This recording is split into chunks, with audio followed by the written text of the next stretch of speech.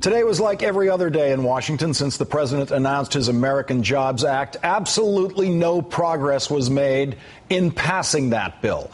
Congress took no steps to address the 9.1% unemployment rate nationwide, the 16.7% unemployment rate among African Americans, and the 18.1% unemployment rate among workers age 18 to 24 who are trying to get their start in the American workforce, trying to become payers into the Social Security trust funds, which so desperately need the weekly FICA taxes from young workers in order to continue the intergenerational compact to provide retirement security to older Americans. America is in the merciless grip of an economic crisis, but Washington is not in crisis mode. Washington continues to play its business as usual games. Those games delight many of the top 1% of income earners whose burden sharing in funding our government and our societal investments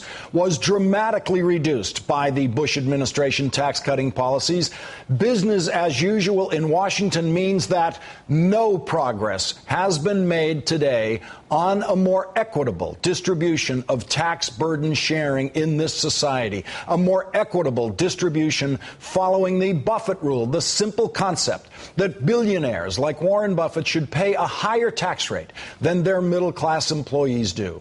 The easy ride that Wall Street billionaires are provided by the tax code went unmolested today in Washington. The notion that Wall Street billionaires' income should be taxed at a lower rate than the income of the janitors who clean their office towers remains deeply embedded in the tax code. Washington did nothing today, nothing to rip that travesty out of the law of this land. Congress didn't hold a hearing today asking why a billionaire should pay a 15% rate on his so-called carried interest income when public school teachers and nurses pay higher tax rates. The Washington power elite went about their business today, making fundraising calls, meeting with lobbyists, scheduling re-election campaign events, while ignoring the massive economic inequities in this society that have become ever so painfully more clear in this economic crisis. If you lost your job today, Washington didn't notice. If you got foreclosed on today, Washington didn't notice. If you couldn't afford to see a doctor today, Washington didn't notice. And if you're a Wall Street billionaire who made another billion today, Washington made no real attempt to tax that billion fairly. It was business as usual in Washington today, and no one caused the power brokers any trouble. Possibly because my first guest was in New York today. Joining me now is Michael Moore, Academy Award-winning filmmaker, activist, and author of the new book, Here Comes Trouble, Stories from My Life. Michael, thank you very much for joining me tonight. I love this book, and I love its title, Here Comes Trouble. Where are you right now, Michael? Are you causing trouble? What are you doing? I'm here in Liberty Plaza in New York City. We are a block or so off Wall Street. We have financial buildings all surrounding us here. We're in the financial district, and we're in the 12th day now of an occupation of Liberty Plaza here. Thousands of people over the last 12 days have come to this plaza. Thousands of Americans, thousands of people who have come from all walks of life. Because they have had it.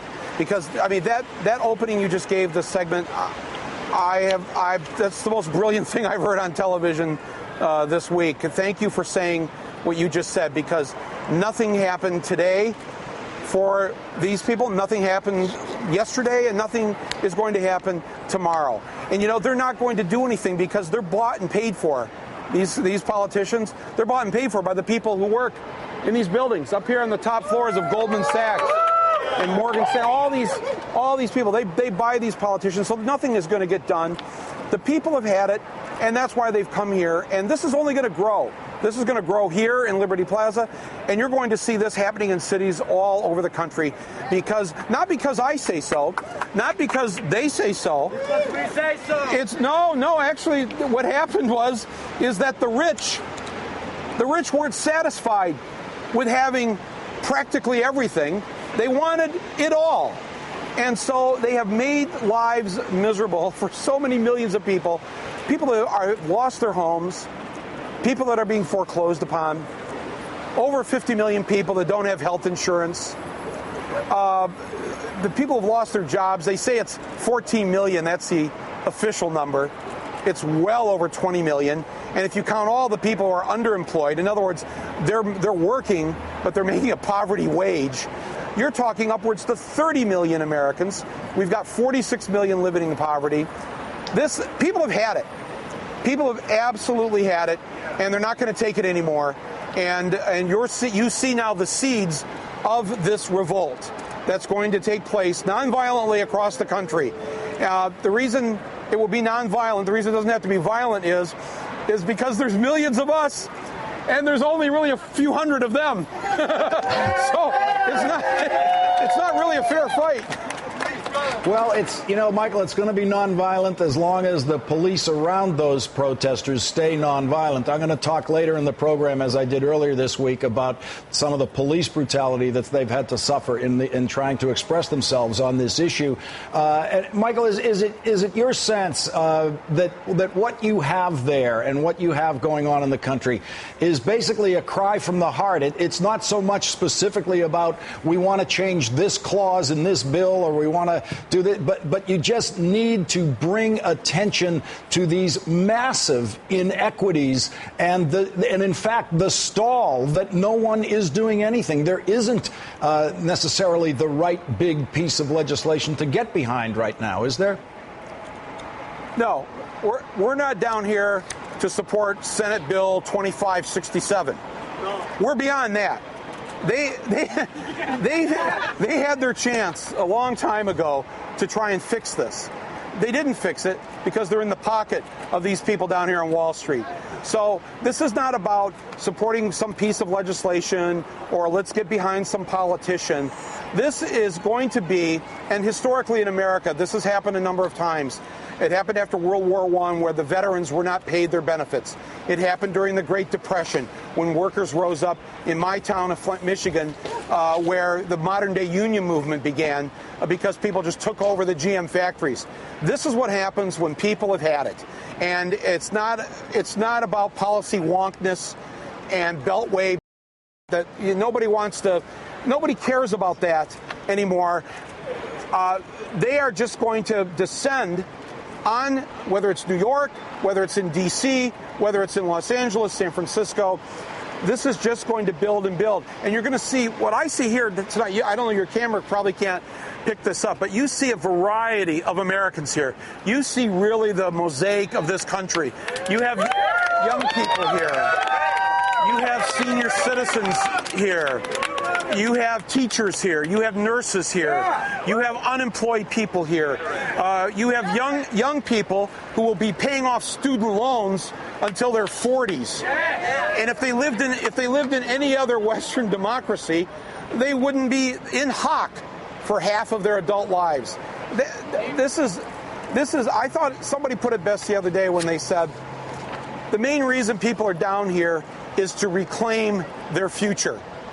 Not the past, not even the present, but the future has been stolen. That's just how greedy these people are here on Wall Street.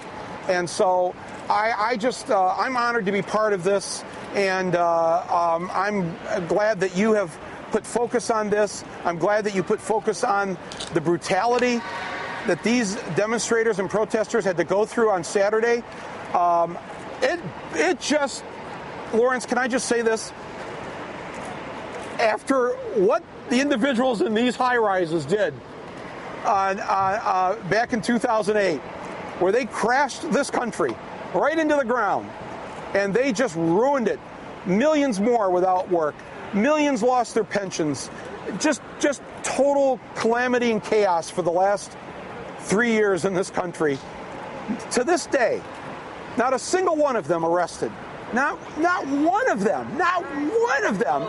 But on Saturday, 100 of these citizens who were being nonviolent, they were arrested. How can I live in a country that arrests 100 nonviolent people and doesn't arrest a single one of these bankers or the people that caused this collapse? Just boggles the mind. Well, you live in a country where that kind of conduct has to be protested and is being protested. We are grateful to be able to report. Michael, I want you to know, in our control room here, we have a very simple policy. When an Academy Award-winning director asks to widen the shot, we widen the shot. And I'm very glad you did that, because we did get to take in all those people around you down there, and it is an inspirational-looking group down there. I'm going to do one Twitter question for you, Michael, before the break. Then we're going to come back after the break. This one is from Eileen Sarrett Kwasai. She's one of my favorite tweeters. She tweets a lot on my feed. She says, Lawrence, I wonder if M. Moore could articulate some specific, tangible goals for this protest, as I've yet to hear any and really would like to. Right. A lot of people have been asking this question. What are the goals? What are the demands? What you have to understand about this protest is this is unlike any other protest that you've seen in your lifetime, because there's no dues-paying organization that we all belong to. You know, there's no membership form. There's no one person that comes in here and says, now this is our agenda and this is the way it's going to be. There are a variety of demands and concerns within this group. I can say what some of mine are, but don't mistake that for what the breadth of this group here, because I saw Ron Paul people here. I mean, there's all kinds of there's all kinds of Americans here. There's all kinds of Americans here, and nobody here is calling themselves a Democrat or a Republican or a liberal or a conservative.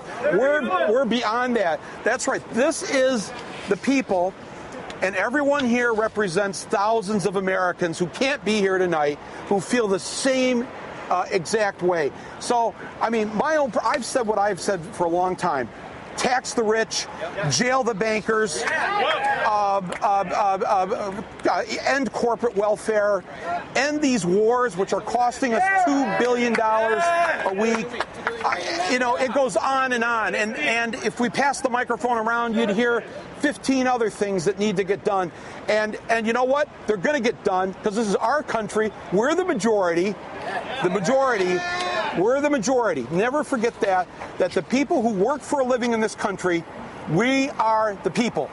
Not the people up here who are taking people's pensions and their bank accounts and ruining it and destroying their lives.